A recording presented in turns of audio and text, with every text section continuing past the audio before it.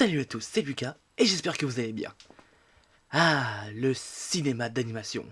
Un art millénaire dans son essence, car raconter des histoires à travers des images figées ou en mouvement est une pratique aussi vieille que la peinture rupestre. Et pourtant, en 2025, cet art majeur est encore trop souvent perçu comme un art mineur, hein. Un divertissement pour enfants, un dessin animé débile, une sous-catégorie du cinéma, toléré aux marges des grandes cérémonies hollywoodiennes, rarement considéré à la hauteur du vrai cinéma. Mais pourquoi? Pourquoi, malgré ses chefs-d'œuvre, son inventivité sans limite, son pouvoir universel de narration, l'animation reste-t-elle méprisée par une partie de l'industrie et des élites culturelles? C'est ce voyage que je vous propose aujourd'hui. Décortiquer le snobisme contre l'animation, comprendre ses racines, et rappeler pourquoi ce cinéma mérite infiniment plus de respect.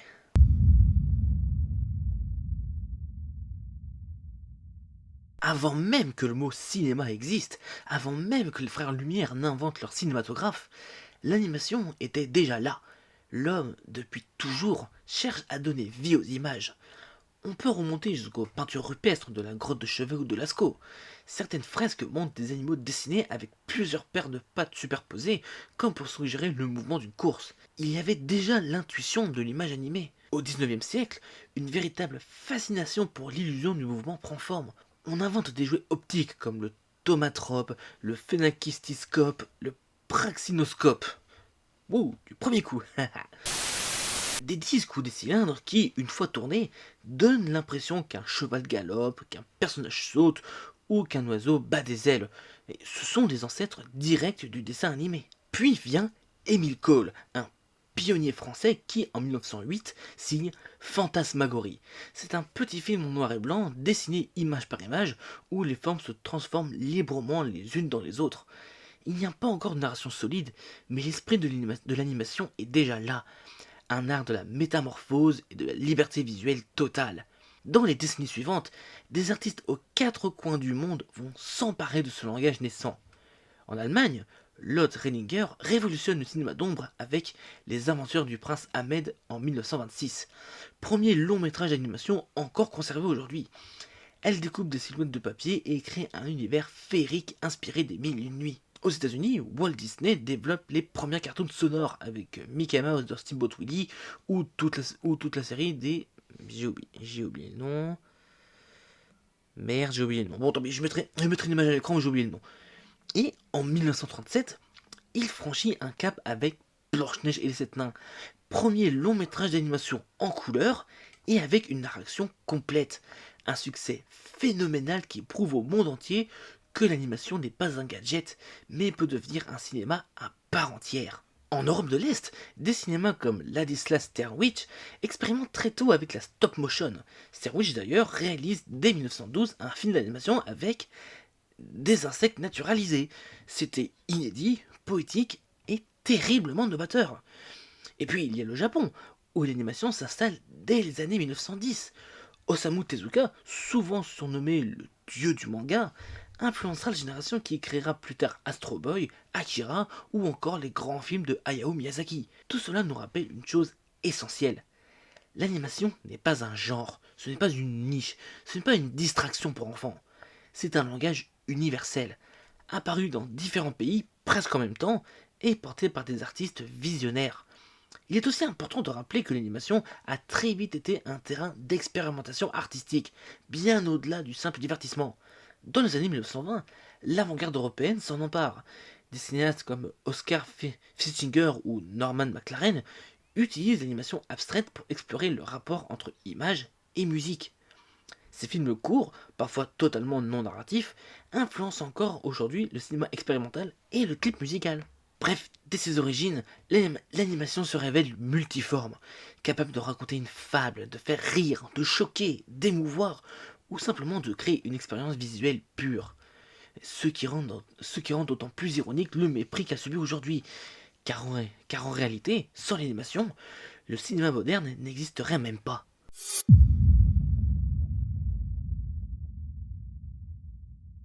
Malgré son importance historique et son rôle central dans la culture mondiale, le cinéma d'animation souffre encore d'un mépris flagrant, surtout dans les institutions censées célébrer le 7e art. Et en 2001, l'Académie des Oscars crée une nouvelle catégorie, le meilleur film d'animation. Sur le papier, c'est une reconnaissance, mais dans les faits, c'est surtout une façon de mettre l'animation à l'écart. Avant cette date, des films comme La Belle et la Bête avaient pu entrer directement dans la catégorie meilleur film. Aujourd'hui, si vous êtes un film d'animation, on vous redirige systématiquement vers votre petite boîte réservée. Et c'est encore pire, cette catégorie est souvent utilisée comme un lot de consolation. Et un film Pixar, un DreamWorks ou un Disney rafle le prix presque automatiquement, même quand d'autres films indépendants venus d'Europe ou de Japon proposent des œuvres bien plus audacieuses et novatrices. Par exemple, Shrek qui bat Monstre Compagnie en 2002, c'est une décision qui est encore discutée aujourd'hui. Ou encore Les Indestructibles 2 en 2019, préféré à Mirai ma petite sœur de Mamoru Hosoda, un film japonais considéré comme bouleversant mais trop étrange ou trop étranger pour Hollywood. Et je parie que c'est pour ce genre de film que la catégorie meilleur film étranger a été créée. Réfléchissons-y un peu. Dans toute l'histoire des Oscars, seulement 3 films d'animation ont réussi à se faufiler dans la catégorie meilleur film. La Belle et la Bête en 91, je l'ai déjà dit, Lao en 2009 et Toy Story 3 en 2010. 3 films sur plus de 90 ans de cérémonie. Et aucun n'a gagné. Pendant ce temps, des drames médiocres ou oubliés depuis longtemps ont raflé la statuette simplement parce qu'ils répondaient aux critères académiques d'un film sérieux. Et ce n'est pas seulement une question de nomination, c'est aussi un problème de ton. Lors de la cérémonie des Oscars de 2015, les présentateurs, avant d'annoncer le prix du meilleur film d'animation, décrivent les nominés comme ces films que les enfants regardent encore et encore et que vous, parents, devez supporter. Une blague, certes, mais une blague révélatrice. Imaginez la même phrase introduisant une nominée pour le meilleur film documentaire. Ces films que personne ne veut voir mais qui sont bons pour votre conscience. Ah, ce serait immédiatement jugé déplacé. Et pour un film d'animation, là ça passe. Même en 2022, Rebel Wilson, en présentant la catégorie animation au BAFTA, plaisante en disant qu'elle adore regarder ses films sous substance illicite. Alors déjà, un, connasse, et deux, encore une fois, pas de respect, juste une condescendance amusée. Et là, je vois venir un oui. Et là, je vois venir un oui, c'est aux États-Unis, eux, ils sont cons. Hein. Non, non, non, non, non, non, non, non, non, non, c'est pas mieux en France. Hein. Les Césars ont créé en 2011 une catégorie meilleur film d'animation, mais qui ne récompense que rarement les films ambitieux ou novateurs. Souvent, les films d'animation français les plus marquants, comme Persepolis ou Les Tripettes de Belleville, ont dû passer par des festivals étrangers pour être pris au sérieux. Et quand le film J'ai perdu mon corps de Jérémy Clapin, considéré comme étant un chef-d'œuvre poétique et bouleversant, gagne le prix du meilleur film d'animation, il reste absent de la catégorie meilleur film général. Comme si une œuvre en animation ne pouvait tout simplement pas rivaliser. Bon, heureusement, quelques festivals tentent de briser cette logique. À Cannes, par exemple, l'animation est rarement en compétition officielle, mais Persepolis y a été sélectionné en 2007 et Le Voyage de Chihiro a remporté l'Ours d'Or à Berlin en 2002, un exploit historique. Mais encore une fois, il s'agit d'exceptions, et le simple fait qu'on parle d'exploit montre bien l'anomalie. Pourquoi faudrait-il un miracle pour qu'un film d'animation soit jugé à égalité avec un film en prise de vue réelle? Les institutions créent une illusion de reconnaissance, tout en maintenant une hiérarchie implicite. Elles disent on vous respecte assez pour vous donner une catégorie spéciale. Mais en réalité, ils disent aussi restez dans votre coin, l'animation n'est pas du vrai cinéma. Encore une fois, connard.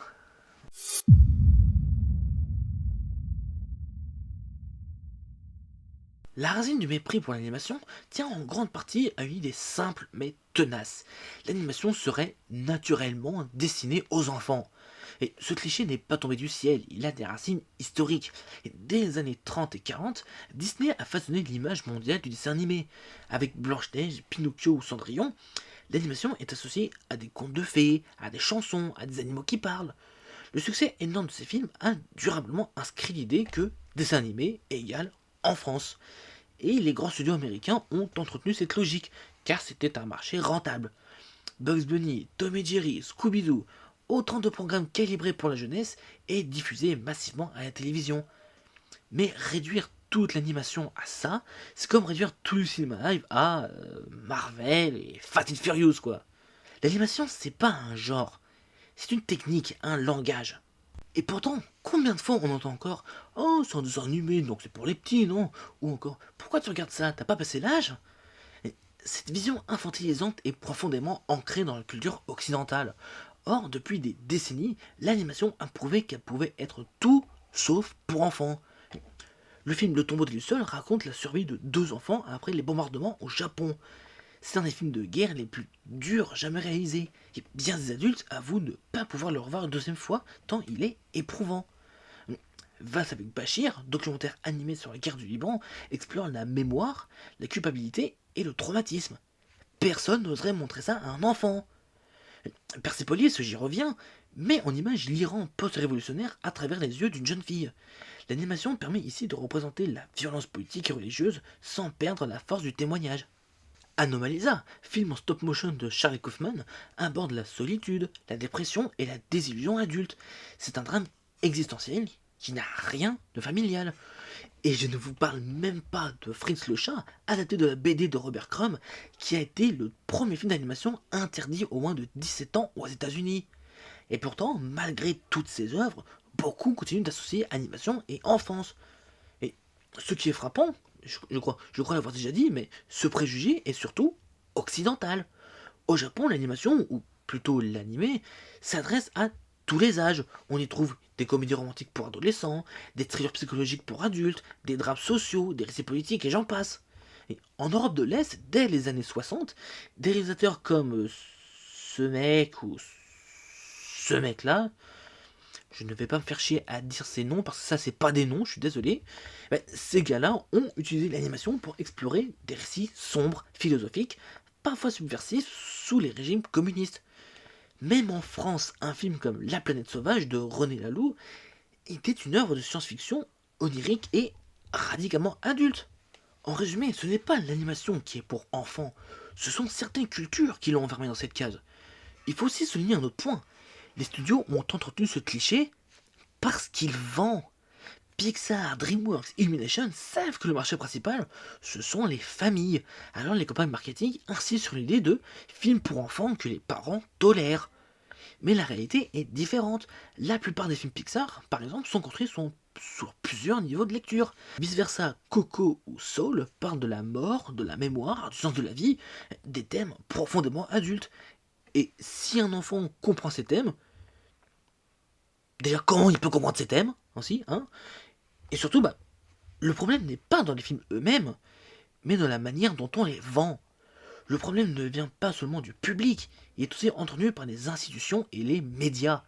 Quand une cérémonie comme les Oscars, les Golden Globes ou les Césars attribue un prix à un film d'animation, la présentation est souvent traitée sur un ton léger, presque moqueur, comme si cette catégorie n'avait pas le même poids que les autres. Un exemple frappant, en 2019, lors des Golden Globes, le prix du meilleur film d'animation a été remis à Spider-Man Into the Spider-Verse, ce qui déjà est un super film, hein, mais le moment a été expédié en quelques secondes, sans la mise en valeur ou la solennité réservée à d'autres catégories. Pourtant, ce film a redéfini l'animation de super-héros et a influencé tout le cinéma et blockbusters par la suite. Et tiens, un autre exemple, au César 2015, Minuscule, La vallée des fourmis perdues a remporté le prix du meilleur film d'animation. Mais la cérémonie a relégué la remise à un moment discret, loin des projecteurs, comme si ce n'était pas un vrai événement. On n'imaginerait pas traiter le meilleur film étranger ou le meilleur premier film avec une telle désinvolture. Faut pas déconner. Et puis, il y a la couverture médiatique. Combien de critiques résument encore un film d'animation à un joli divertissement pour enfants? Beaucoup trop, déjà. Combien de journalistes interviewent des réalisateurs d'animation avec des questions qui supposent d'emblée que leur travail est mineur? Beaucoup trop, encore une fois. Brad Bird, réalisateur des Indestructibles et de Ratatouille, l'a dit un jour. L'animation n'est pas un genre pour enfants, l'animation est du cinéma. Point.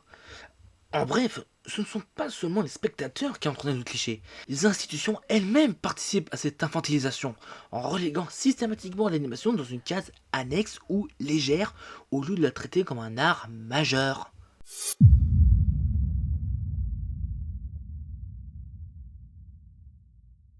Il faut dire que même au sein de l'industrie, l'animation est mal comprise, voire caricaturée. Combien de fois voit-on des réalisateurs de films live expliquer dans des interviews que l'animation, c'est pour occuper les enfants le dimanche après-midi? Putain, c'est fou comment je me répète, c'est dingue. Combien de journalistes posent encore aux équipes de films animés la millième question? Comment vous faites pour amuser les petits? Nique ta mère, ok? Alors même qu'ils viennent de présenter une œuvre politique, poétique ou un drame historique. Un exemple révélateur. 2019, lors d'une interview autour de Toy Story 4, Tom Hanks a expliqué que même des acteurs confirmés comme lui étaient surpris du travail titanesque derrière l'animation. Il a reconnu qu'avant d'y participer, il pensait que c'était qu'un dessin animé pour enfants. Si même les professionnels hollywoodiens tombent dans ce raccourci, imaginez le public et les décideurs. Et encore, au moins Tom Hanks, il a eu la décence de reconnaître qu'il a eu tort. Et le problème aussi se voit dans les festivals. J'en reviens encore, mais il faut en parler. À Cannes, par exemple, combien de films d'animation ont une place en compétition officielle? Très peu. Shrek 2 en 2004, Persepolis en 2007, je le redis encore, Le vent se lève en 2013, et le dernier exemple, c'est Le garçon et le héron de Miyazaki en 2023. C'est une poignée de cas exceptionnels, mais sur des décennies d'histoire. Comme si l'animation ne méritait pas d'être jugée sur un pied d'égalité avec les autres formes de cinéma. Ce mépris se reflète aussi dans les discours marketing. Oui, je sais, je me répète, c'est bon, j'ai compris. Regardez comment les grands studios vendent leurs blockbusters animés. Affiches colorées, mascottes rigolotes, slogans destinés aux enfants. Même lorsqu'un Pixar ou un DreamWorks propose un film profondément adulte, vice versa un Dragon ou Soul, la communication met l'accent sur les blagues, les animaux mignons, les produits dérivés. Résultat, le public finit par croire que l'animation ne parle pas sérieusement aux adultes, alors que ce n'est qu'une stratégie commerciale, bordel. Et c'est là que c'est du paradoxe. Les artistes qui créent ces films, animateurs, décorateurs, compositeurs, travaillent avec une exigence démentielle, souvent pendant 3, 4, voire 7 ans pour achever un long métrage. Le niveau de recherche visuelle, de narration et d'innovation est comparable, voire supérieur, à celui des grandes productions en prise de vue réelle. Et pourtant, au moment des récompenses, tout ce travail est résumé à des dessins animés pour enfants. Je vais la répéter je ne sais pas combien de fois cette phrase, mais vous devez comprendre que cette phrase pue la merde. Ce n'est pas une question de talent ni de qualité, c'est une question de perception biaisée.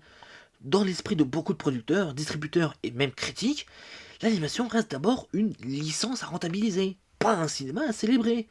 Là où les artistes voient un médium d'expression, les décideurs voient des peluches, des figurines ou des boîtes à goûter à vendre. Et tant que cette fracture persistera entre créateurs et décideurs, l'animation restera sous-estimée dans les hautes sphères de l'industrie.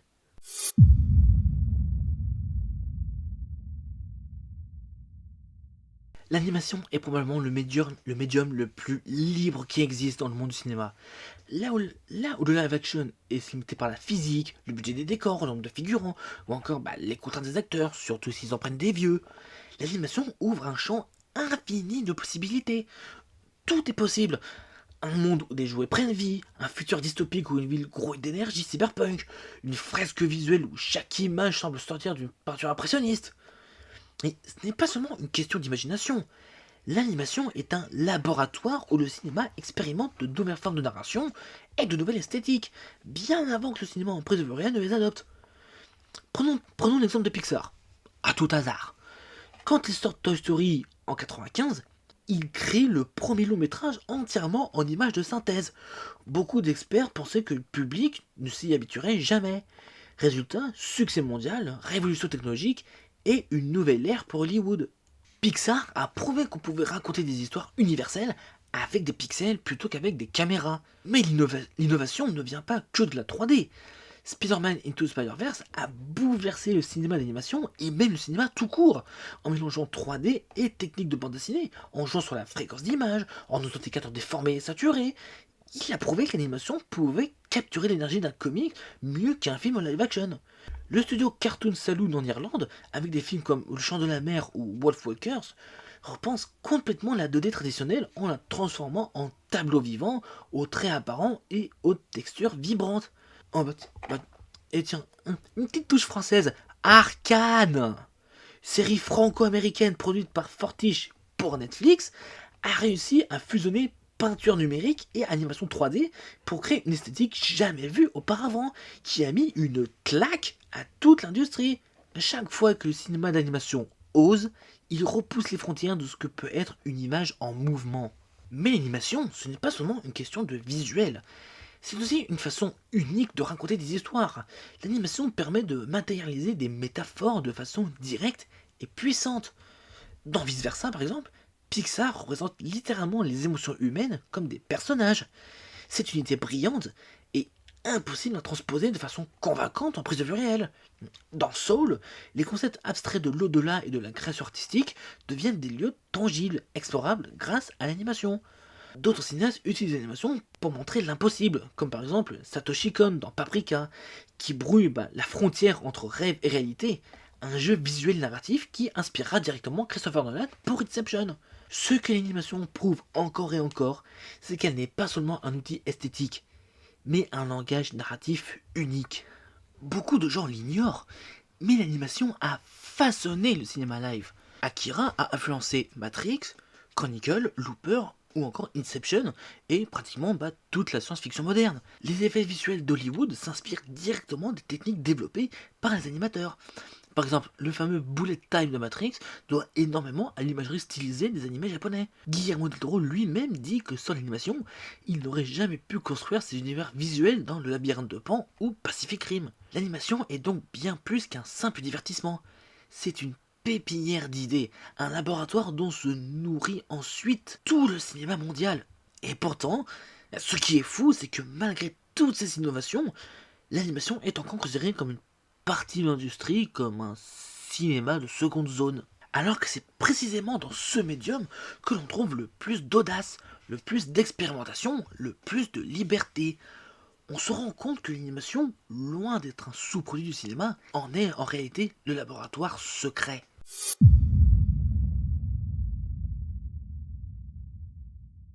Quand on parle du rapport entre l'animation et la reconnaissance culturelle, un pays se distingue immédiatement, le Japon. Là-bas, l'animation n'est pas réduite à un simple divertissement pour enfants. Elle est intégrée pleinement à la culture, au point d'occuper une place équivalente au cinéma en prise de vue réelle. Le public japonais n'hésite pas à aller voir un film d'animation au cinéma avec autant de sérieux qu'un drame filmé. Résultat, les plus grands succès du box-office national ne sont pas des blockbusters hollywoodiens, mais des films d'animation. Le Voyage de Chihiro a longtemps été le plus gros succès de l'histoire du pays, avant d'être dépassé par Demon Slayer, Le Train de l'Infini. Deux films animés, tous deux devenus des phénomènes culturels. Mais ce n'est pas qu'une question de chiffres. L'animation japonaise bénéficie aussi d'une reconnaissance institutionnelle et critique. Le Voyage de Chihiro a remporté l'Ours d'Or au Festival de Berlin, une récompense suprême rarement attribuée à un film d'animation. Le tombeau délicieux d'Isao Takahata est cité par de nombreux historiens comme l'un des films de guerre les plus bouleversants jamais réalisés. Il y a encore quelques années, des films comme Suzume de Makoto Shinkai ont été sélectionnés dans de grands festivals internationaux. Au Japon, les réalisateurs d'animation, que ce soit Miyazaki, Takahata, Shinkai ou encore Satoshi Kon, sont considérés comme des cinéastes à part entière, pas comme des artisans d'un sous-genre. En Europe, on retrouve aussi également cette volonté de considérer l'animation comme un langage artistique à part entière. En France, Michel Oslo a marqué des générations avec Kiriko et la sorcière, une œuvre profondément ancrée dans les récits africains, ou encore Azur et Asmar, célébré pour sa vision universaliste et humaniste. Sylvain Chomet, avec les triplettes de Belleville ou l'illusionniste, a imposé un style poétique et singulier qui a conquis la critique mondiale. Il est aussi en Hongrie, où Marcel Jankovic a livré avec Ferlofia un chef-d'œuvre psychédélique et mythologique, considéré comme l'un des sommets de l'animation européenne. En Espagne, Chico et Rita a montré qu'un film d'animation pouvait raconter une romance adulte et réaliste sur fond de jazz et de Cuba des années 40. Et pour terminer, en Pologne, Loving Vincent a impressionné le monde entier avec sa prouesse technique, un long métrage entièrement peint à la main dans le même style de Vincent Van Gogh. Tiens, un pays que vous n'attendiez sûrement pas, la Chine. Ce pays connaît depuis quelques années une ascension fulgurante dans le domaine. Des films comme Big Fish ou Begonia ou White Snake avaient déjà attiré l'attention. Mais c'est Neja qui a marqué un tournant décisif. Devenu le plus grand succès d'animation de l'histoire du cinéma chinois, ce film a réinventé un mythe classique avec une esthétique moderne et une narration capable de séduire à la fois enfants et adultes. Et sa suite, Ninja 2 Legend of the Golden Dragon, a confirmé ce succès et installé la saga comme un phénomène culturel. Ces films montrent que l'animation chinoise peut rivaliser en ambition et en succès avec les géants japonais et occidentaux. Pourtant, malgré leur popularité, ils restent encore sous-représentés dans les grandes cérémonies internationales. Surtout parce que tout ce qui vient de Chine, on n'en veut pas. C'est qui est un peu dommage. Je vais me permettre de revenir sur la France car son rôle pionnier dans l'histoire de l'animation en images de synthèse est trop souvent oublié. Dans les années 80, le studio Sogitech Audiovisuel, issu de l'aéronautique, avait déjà développé un logiciel 3D en avance sur son temps. Mais c'est surtout dans les années 90 qu'un projet incroyable aurait pu faire basculer l'histoire du cinéma mondial. Une adaptation en images de synthèse de 20 milieux sous les mers, réalisée par Didier Pourcel avec la participation de Richard Boringer. Ce film avait l'ambition d'être le premier long métrage intégralement animé en 3D, avant même Toy Story. Un teaser avait été produit avec des séquences de capture de mouvement, des effets réalistes sur l'eau et les créatures marines. Pixar lui-même, lors du salon Imagina de Monaco, aurait été impressionné au point de craindre d'être devancé. Mais faute de financement, un budget colossal de 45 millions de francs était nécessaire, et faute de soutien institutionnel, clairement les gens en avaient rien à foutre, le projet s'est effondré. Résultat, c'est Pixar qui a inscrit son nom dans l'histoire avec Toy Story, alors que la France était sur le point de prendre cette place. Cette anecdote est révélatrice. La France a souvent été en avant-garde dans l'innovation en animation. Mais le manque de reconnaissance et de soutien a empêché ces projets de s'imposer à l'international. Et franchement, ça fait chier. En somme, que ce soit au Japon, en Europe, en Chine, ou même à travers des projets pionniers français oubliés, l'animation a démontré qu'elle n'était pas un sous-produit culturel. C'est un art universel qui peut toucher le cœur du public, préserver les mythes, interroger la politique ou repousser les limites technologiques du cinéma.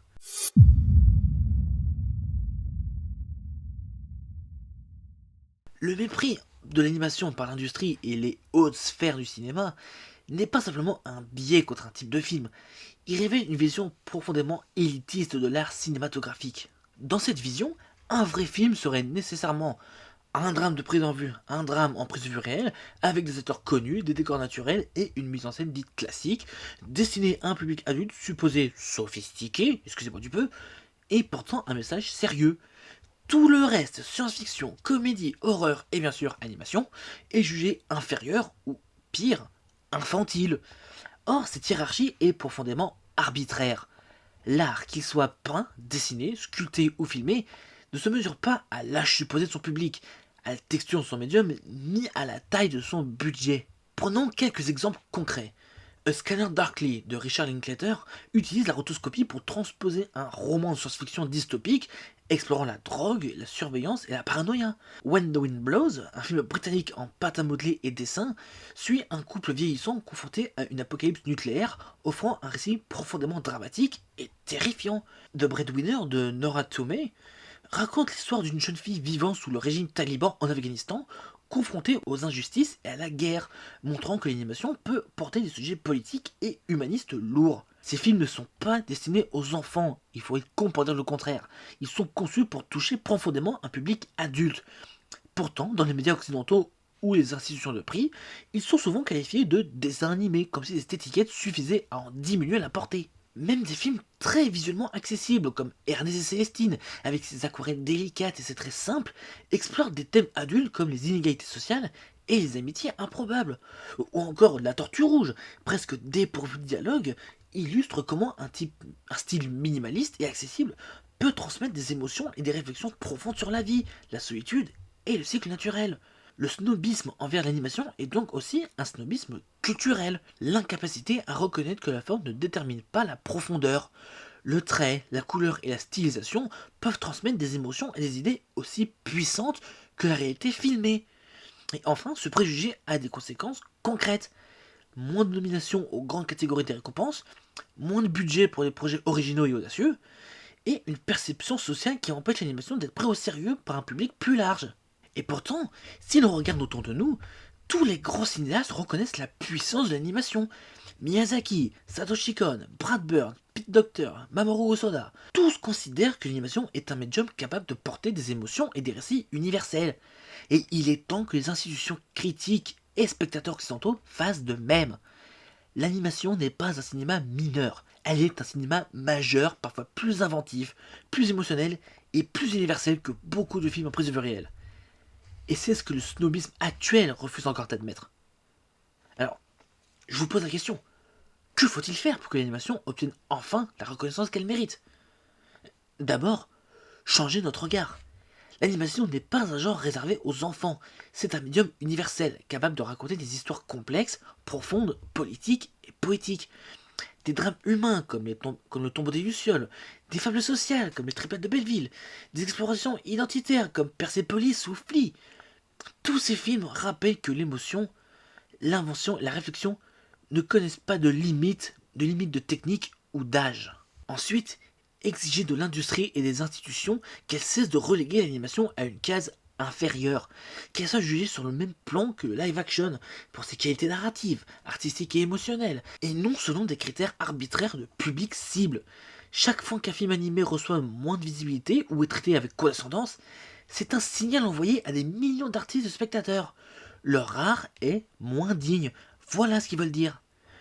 Et enfin, comme spectateurs, nous avons un rôle à jouer. Ne plus accepter le préjugé que selon lequel des animés égale enfantin. Allez voir des films animés sans filtre, en s'immergeant pleinement dans leurs univers, en appréciant leur inventivité formelle, leur puissance émotionnelle, et parfois leur audace politique ou sociale. Comprendre que derrière chaque image, chaque trait, chaque couleur, il y a des équipes de centaines d'artistes qui travaillent pendant des années pour créer quelque chose d'unique. Le cinéma d'animation n'est pas seulement un divertissement.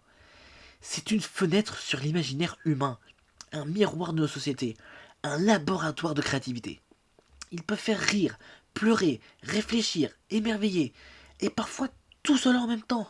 Réduire l'animation à des petits dessins pour enfants n'est pas seulement injuste, c'est mépriser des décennies d'innovation, de talent et de culture. Alors la prochaine fois que vous verrez un film animé, souvenez-vous, vous n'êtes pas devant un simple dessin animé, vous êtes devant l'une des formes les plus riches et les plus audacieuses de l'art cinématographique moderne.